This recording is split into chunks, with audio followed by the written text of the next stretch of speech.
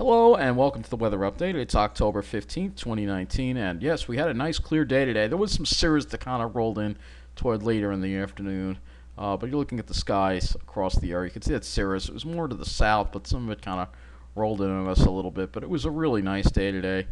Absolutely nice day. And we'll take a look at some of the current temperatures too across. Right now, 57 in Central Park, so it's nice and seasonable as far as the temperature goes. Farmingdale is 54. Dew point still low at 43. Hit 64, so that's right about normal for this time of the year. Clear skies all day long. Low dew points. Very comfortable out. We can look at. We'll go a little further out. We'll look at Riverhead. I meant West Hampton. So third. Wow, yeah, it's dropping off at West Hampton already. So again, we have clear skies, light winds, low humidity. So it's already 39 in the dwarf pine barrens in West Hampton. And it's probably going down to the mid-30s. It was cooler there. It only hit 61. And now we'll go look at New Jersey and see how it was there. And we're going to talk about this storm that we're going to be dealing with. 45 in Toms River. So, of course, it's naturally warmer in Toms River. Let's see what Toms River got up to. Wow, almost 70 degrees in Toms River. Why am I not surprised? It's always hotter in Toms River. you know. There's a place on Long Island called Smoking Owls. They say something's always smoking at Smoking Owls. Well, something's always cooking in Toms River because it's always hot. It's hotter there than anywhere else. So let's look at this briefing on the coastal storm here that we're going to be dealing with. This briefing at 5:30. Flash flood watch issued for Wednesday afternoon to Wednesday night. We're going to get some heavy rain. Coastal flood advisory issued for Wednesday night, high tide, southwestern Connecticut and southern Westchester, and a gale warning issued for Wednesday night for all waters. So flash flooding, 2 to 3 inches of rain likely. Locally higher, flash flooding along quick responding small streams and creeks possible. Minor flooding of urban areas and low-lying roads. The highest threat for that will be across northeastern New Jersey, and the timing for that will be Wednesday afternoon to Wednesday night. For the coast, minor coastal flooding, inundation of 1 to 2 feet above ground in vulnerable coastal areas.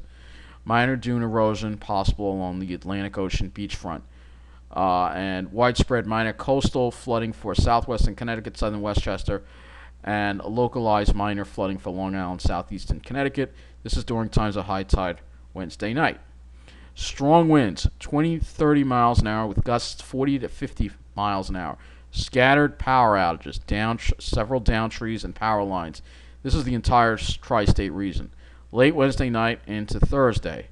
And for marine, we have gale conditions, seas 7 to 11 feet on the ocean and 3 to 6 feet on the sound.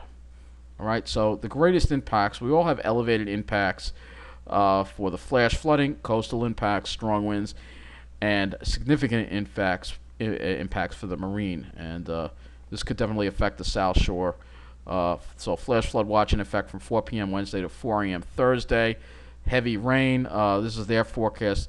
Could see up closer to 3 inches over northeast New Jersey, even 2 inches across Nassau. So we're going to have some heavy rain. We're also going to have some strong winds too, with winds gusting possibly up to 40 miles an hour. This is their calculation. So rainfall amounts, this is the summary, 2 to 3 inches localized high amounts. Flash flood watch in effect for northeastern New Jersey late Wednesday afternoon and night. West winds of 20 to 30 miles an hour with gusts of 40 to 50 miles an hour late Wednesday into Thursday. Widespread minor coastal flooding for southwestern Connecticut, southern Westchester, and localized minor coastal flooding for Long Island and southeastern Connecticut. So there will be another briefing about this at 6 a.m. tomorrow. So let's take a look at the models and see what's going to be happening here with this storm. And we're looking at the GFS. That nice high pulls away, and the rain starts moving in late in the afternoon into the evening. And you can see what happens. We have a low pressure here, but the secondary low is going to form off the Carolinas. And then that is going to enhance the rain and the wind for us. And this thing's just going to kind of bomb out as it moves directly over us. Even if this was the winter, this would probably be a rain scenario. But if this was the winter, areas upstate would probably get socked with a lot of snow. But it's not the winter, so everybody's getting rain. And it's going to be heavy. And this thing is going to, you can see the time frame. You can see how tight those isobars are.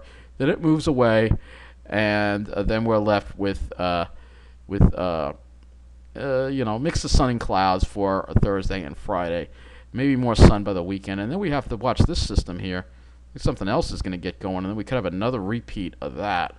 And then another big high for Wednesday, October 23rd. And we'll have to watch. And there's another storm that comes in over there. So I'll have to watch what's going to happen. Obviously, that's in the super long range. I want to focus mostly on this upcoming event that we're going to be dealing with. I'm not really going to go too far beyond this upcoming weekend. So here is the GFS. We're going to take a look at this storm. You can see it just gets wound up, literally explodes right over us. I wouldn't even be surprised if there's thunderstorms with this thing. Look at that heavy, heavy rain that's going to be over us. It looks like the worst of it is going to be from, figure 7, 8 p.m. Wednesday night until probably 1 a.m. Thursday, and then it moves away, and then we're dealing with a lot of wind. So we're going to take a look at the total rainfall that the GFS is putting out for us for this storm, and you can look at this.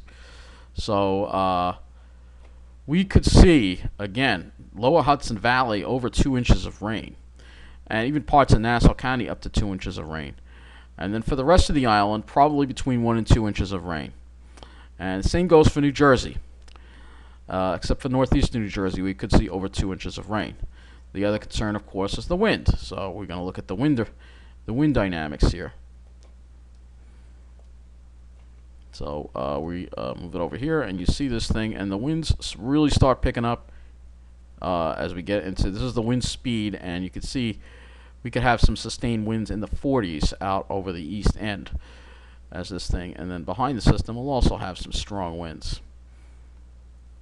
Okay, so that is our look at the wind. Now we're going to go to the NAM model, obviously higher resolution, so you should be able to see a little more about what's going on here.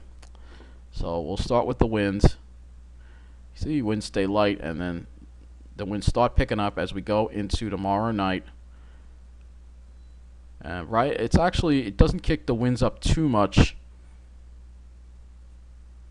until later on. The NAM's not as impressive with the wind. I don't know if I'm quite buying that.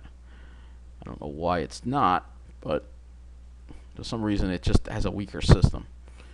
But you could see some really strong winds. Look at this.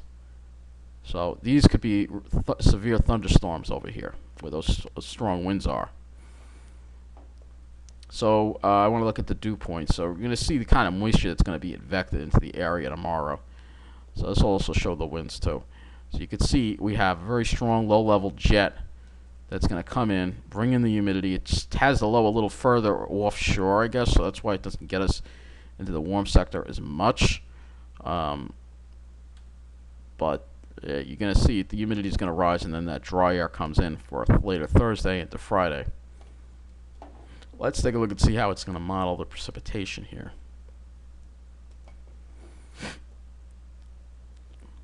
So let's see what we have there. So we could have some showers developing over New Jersey by mid-afternoon, and then as we head more into the afternoon and evening, we could have more showers popping up. Nothing that heavy until we get to around that 7 o'clock, after 6, 7 o'clock time frame, where we could really see, look at this, some really, really heavy rain here. Look at that. That's some purples in there. This could be some pretty strong thunderstorms. I would not be surprised if there's going to be some thunderstorm activity with this for sure. And they're going to, it's going to be a really stormy night. And then as this moves away, you could see those severe thunderstorms heading off to New England there with the purples. So when any of these storms could bring down the winds that are aloft, and the winds could really, could have gusts of 60 miles an hour, and that could cause power outages. And I don't think the Long Island Railroad is going to be having a good day at all tomorrow, especially the main line. Probably. That's the irony of it. The South Shore lines seem to run better. Just because the infrastructure on the main line is complete garbage. Especially those old wooden poles that are probably going to break tomorrow night. I'd like to see, actually, to be honest with you, I'd like to see all those wooden poles just blown over. At least they would replace them. It would force them to replace them. It would be a mess, but... Alright, so let's take a look at the rainfall amounts that the NAM is... Oh, yeah, NAM is giving us even more rain. So... This is the NAM. The NAM gives us the entirety of the area of Long Island, 2 inches or more. 2 inches over New Jersey, this whole area we could see 2 inches of rain. So this is a drought buster. The drought will be over after this. That's the good news. Look at a couple of other models. Well, I really just want to stick with those two for now. So we'll go and look at the sky and see if it clears out behind the storm. I'm not too encouraged that it will, but we'll take a look and see.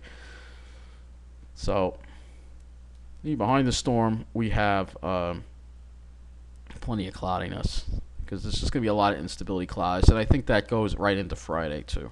So we'll look at the GFS on that. So here's your instability cloudiness for Thursday. Plenty of that, and Friday too. Friday there'll be plenty of instability cloudiness. We don't really get rid of it until maybe Saturday, but then we might be dealing with some cirrus. So I'll have to see what happens. You know, that's a long ways off. We got to get through this storm first. I really don't want to talk too much about the skies, because this storm is going to be bad. So let's go look at the Ventus sky here. Oh, I was going to look at the temperatures. All right. So go back to the well, you know, I like I said, we can look at the temperatures on here. The temperatures are going to be warmer tomorrow, right? Yeah, I got to go back to that now. Great. All right. So we'll look at the temperatures. Forgot to show you that. Show you that it will warm up tomorrow. It will get into the mid-60s. Well, it'll be about the same as today, but with more humidity.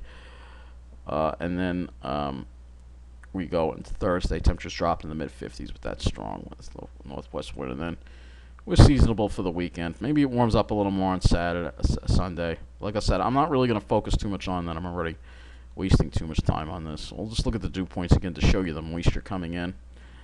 So here comes that moisture. It really shows the circulation and that warm sector right there. Shows it up perfectly. All right, let's go to the Ventus sky. And we want to look at the thunderstorm and the Cape for tomorrow. So we'll change the date to tomorrow. And right around 20Z. So this is tomorrow. I don't see too much Cape here, so maybe there won't be thunderstorms. But look at the wind speeds. So here is the wind speeds. This is a sustained wind tomorrow. Around sustained wind, strong east sustained wind, 16 mile an hour. But if we go to the wind gusts, have some strong gusts up here, 40 miles an hour, and that's going to get worse as the evening goes on. You can see, look at this, look at this. So again, this is the Ventus sky, and you can see this is the wind gusts, which is really what I want to show you. Look at some of these wind gusts here. We're in the 50s. You can see there's a sharp deformation line right here, and then the wind gusts pick up again from the west. So you can see that front is right here. But when we go to this one, look at the wind gusts picking up over the east end. 60, 70 mile an hour. Could be some hurricane force wind gusts. These are sustained winds. Not quite as ugly looking, but still scary looking. And then I got to put this into Thursday too.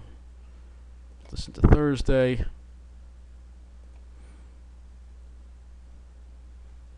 We'll go at midnight. Look at that. Look at that. Look at this. 80. 83. Oh my God. It looks like the east end of Long Island is going to get hammered by these winds. So this is really disturbing. This model is using the ICO. What is it using? It's using the HRRR model. All right, so that is really bad. And until that front passes, you're going to be dealing with that. And then you're going to get the winds from the other direction. They're going to also be strong. So hopefully the areas where the leaves have changed, a lot of them are going to get blown off, unfortunately, especially on Long Island. Hopefully New Jersey can hang on to theirs. And the wetlands, I'm talking about the wetlands now. But hopefully you got a chance to enjoy that foliage today. So wow, this storm is really disturbing to say the least. Really disturbing to say the least. So we're going to look at the precipitation. This is the precipitation, 3-hour precipitation rates. We don't want millimeters, we want inches. So look at that. Look at all those precipitation rates. So this is the 3-hour precipitation rate now. We're looking at 2 a.m. I'm going to back this up to Wednesday now. Looking at all these different models here, showing you how bad this storm is going to be. It's going to be a doozy. Look at this rain. So it's going to be pouring rain. It's going to be a lot of wind. This is going to be a pretty bad storm. And I still got to look at the other model, which is windy. I want to look at this model too as well. Now this model uses the Euro model, so we'll go and we will look at tomorrow night right around 7 p.m. All right, wind speeds. These are sustained wind speeds. So southeast at 24 for around Nassau County. Southeast at 19. Southeast at 35. So you can see how much worse the east end is getting it. And this is going to pile the water on. I'm telling you, this things are. I think the South Shore is going to get hit very hard by this. But for some reason, they'll get all the water. But for some reason, they won't have any fallen poles. So here we are at 11 p.m. Wednesday. All right, the winds have backed off a little more now. Sustained wind. Look at this. These are sustained winds off Montauk. Sustained winds. We're not even looking at wind gusts. Wait till I put the wind gusts in here. Let's go to wind gusts. Look at this. 73 miles an hour off Montauk. 73. 49 mile an hour wind gusts over Nassau County. We're going to back it up to 5 p.m. again. Look at these wind gusts over New Jersey. 53. This is 6 p.m. Let's go move it over to 9 p.m. because then the higher wind gusts coming over Long Island. Look at these wind gusts. 61 miles an hour. This is going to be quite a doozy, this storm, and I think there's going to be quite a few power outages, too. Whoop, I didn't mean to click on that. So, I think there's a potential for a lot of power outages tomorrow. All right, these are wind gusts. Again, 9 p.m. Let's move this over to 11. By far, the worst of it seems to be over the east end. So, and this is the NAM model. This is the Euro model. So, you're looking at the Euro model. And we'll go to Thursday now, 9 a.m. I think things are much more calmer now. I mean, we get dealing with the wind, but not as severe. But look offshore. Look at some of these wind speeds offshore. 105. 105. Like I said, we're going to see some. This storm may try to, it's getting its energy because the water's warmer than normal. So it's getting more energy, more fuel to just explode. And that's exactly what's happening. So we're going to look at the rain now. We're going to go back over to Wednesday at 5 p.m., 6 p.m. So you can see the rain moving in. Here's the rain off to the west. It moves through pretty quick. So let's see. Look at that. Look at the purples. This is around midnight. Look at the purples over the east end. Look at this. So you got reds, you got purples. This is really going to be some pretty intense stuff. This is going to be some pretty intense stuff that we're going to be dealing with tomorrow. I'm going to warn you right now. Tomorrow night is going to be very intense. Worst of it seems to be over the east end. And this is because as it moves east, I think it's going to pick up more energy from the ocean, the warmer ocean waters, and then it's going to explode. So South Shore, east end especially, going to get hit hard, especially the east end. All right, so we're looking at the precipitation now, or we're going to look at the thunderstorm threat here. This is the Euro now for thunderstorms. Let's see if we can get this. All right, it's 4 p.m. Wednesday. Let's see. 7 p.m. Wednesday. Yep.